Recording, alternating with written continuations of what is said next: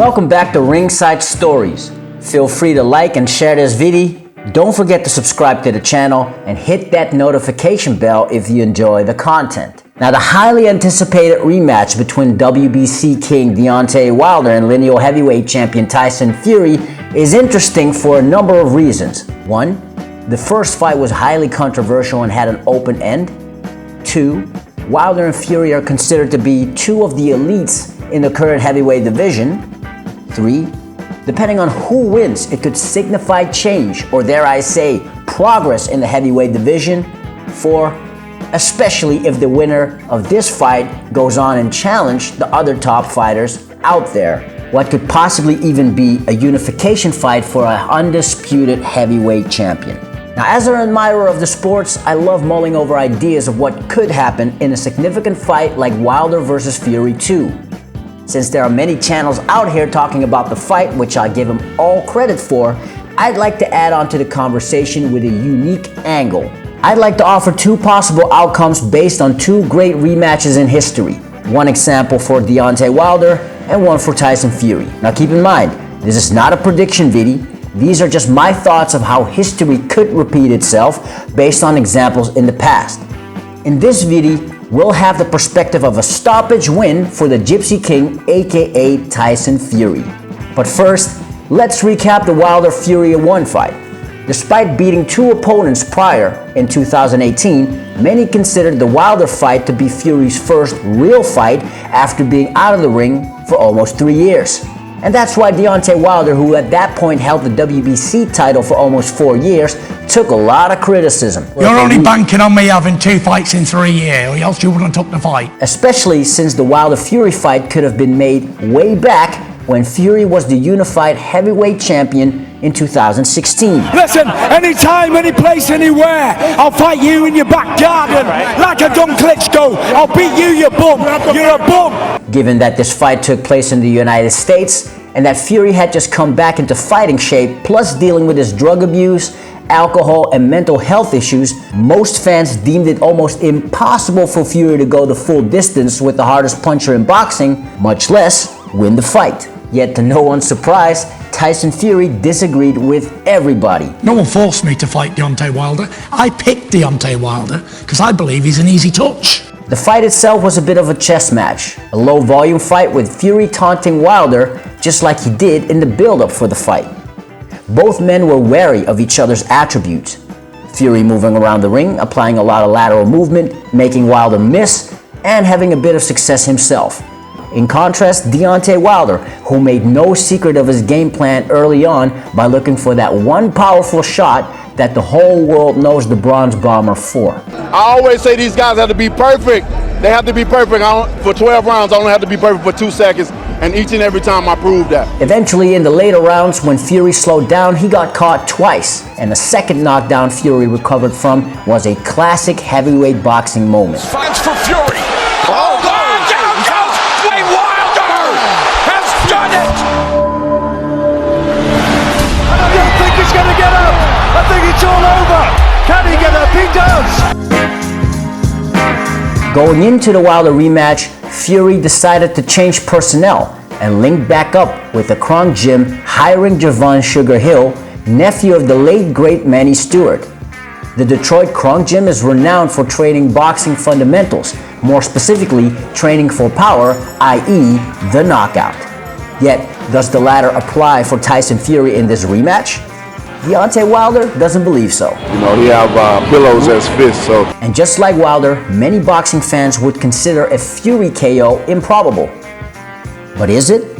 Let's go back into the not-so-distant history. November 19, 2016. Andre Ward took on the then undefeated unified light heavyweight champion Sergey Kovalev. Ward, an Olympic gold medalist, and at that time by many viewed as the best pound-for-pound fighter behind Floyd Mayweather Jr., was known for his ring IQ and superb boxing skills. But with a 50% knockout ratio, Ward was not considered a big puncher.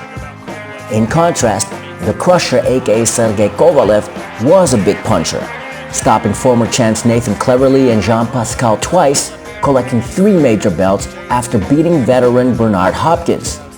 That Hopkins fight gave the undefeated Russian a sneak peek of what to expect stylistically prior to the Andre Ward fight. In the opening rounds of this fight, the Crusher was beating Ward to the punch, winning the battle of the jabs and flooring SOG in the second round. Oh! Down goes Ward on a perfect right-hand stop.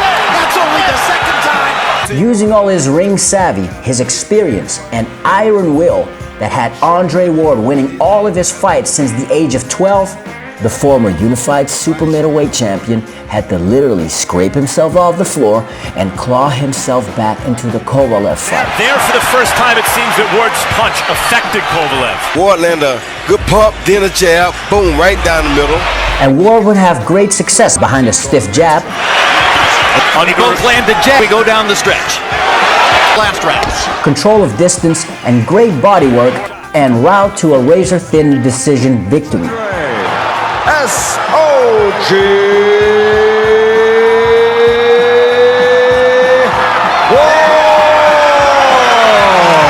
Similarly, Fury was going up against a feared puncher who was undefeated at the time.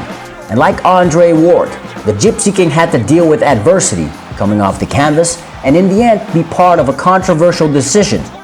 In both cases, a rematch was inevitable. Ward Kovalev 2 took place 7 months after their first encounter, and SOG continued where he had left off, using all of his ring savvy to overcome the once feared dominant Russian. Ward took the fight to Kovalev, and against most boxing fans' odds, Andre Ward, who wasn't known as a notorious finisher, beat the fight out of Kovalev, who capitulated in the 8th by Ward's sustained body attack. Hurt from the body shot, bam. Crowd rocking and rolling. Ward like the... And so, by beating Sergey Kovalev convincingly in the second fight, Andre Ward became a two-weight world unified champion, solidifying Ward's legacy, retiring undefeated with a record of 32-0.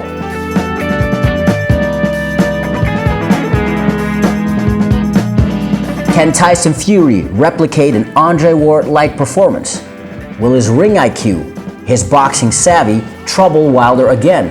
And more importantly, will Tyson Fury defy all odds and not only be the first to beat, but also stop Deontay Wilder, who just like Sergey Kovalev was an undefeated, hard-hitting champion? Tyson himself upped the ante. I won't be running. You won't have to look anywhere for me. Just watch out for the right hands, because you're going to sleep in 2 rounds. Two rounds, he's going down. Now, Tyson Fury has a bad record when it comes to predictions, so we gotta take what he says with a pinch of salt.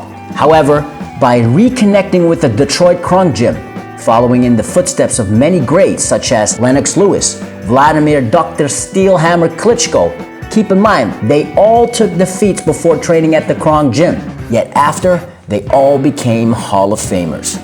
So will that be Tyson Fury's fate also? And unlike his Hall of Fame predecessors, will Fury remain undefeated?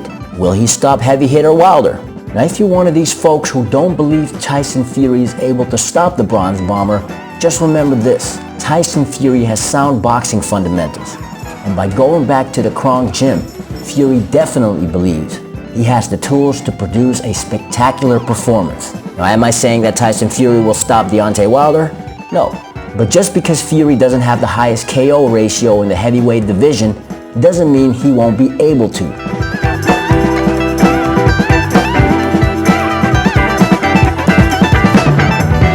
History has shown that a great boxer who was not considered a big puncher was able to take down a strong and undefeated champion. So do not be shocked if Tyson Fury is able to repeat history. And mind you, this is heavyweight boxing, meaning one punch can change everything. Oh! Down goes Ward on a perfect right-hand stop. Let me know what you think. Drop a comment below and let's have a conversation. Feel free to like and share this video. Don't forget to subscribe to the channel and hit that notification bell if you enjoy the content. In part 2 of the Wilder vs. Fury 2 fight, we will check out a historic rematch that draws a parallel with this upcoming heavyweight clash. It will have the perspective of a devastating KO win for the Bronze Bomber Deontay Wilder. So stay tuned for that.